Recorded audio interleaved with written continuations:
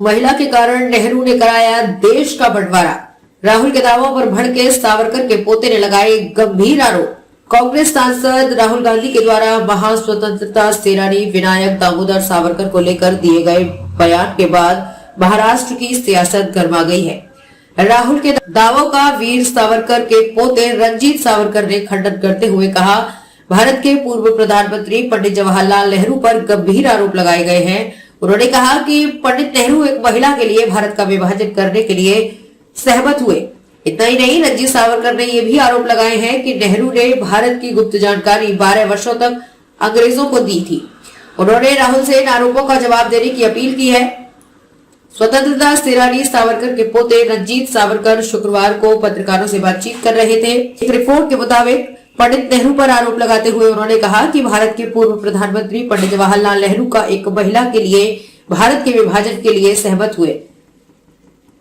12 साल तक भारत की सारी गुप्त जानकारी अंग्रेजों को दी गई। मैं मांग करता हूं कि पंडित नेहरू और एडविना के बीच पत्राचार कांग्रेस से भागे जाएं और सार्वजनिक किया जाए।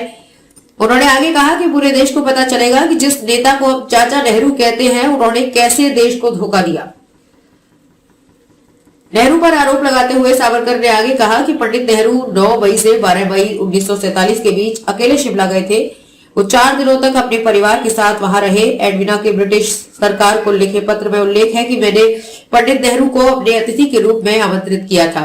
चूंकि वो बहुत व्यस्त हैं, इसलिए वे नर्वस ब्रेक डाउन के करीब पहुंच रहे हैं। उन्होंने मेरे साथ 4 दिन बिताए। वो और मैं अच्छे दोस्त बन गए। ये दोस्ती लंबे समय तक चलेगी।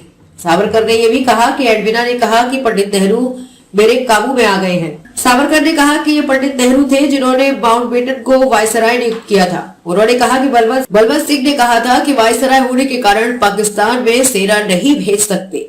20,000 भारतीय लड़कियों का अपहरण कर लिया गया और वे पाकिस्तान में थी।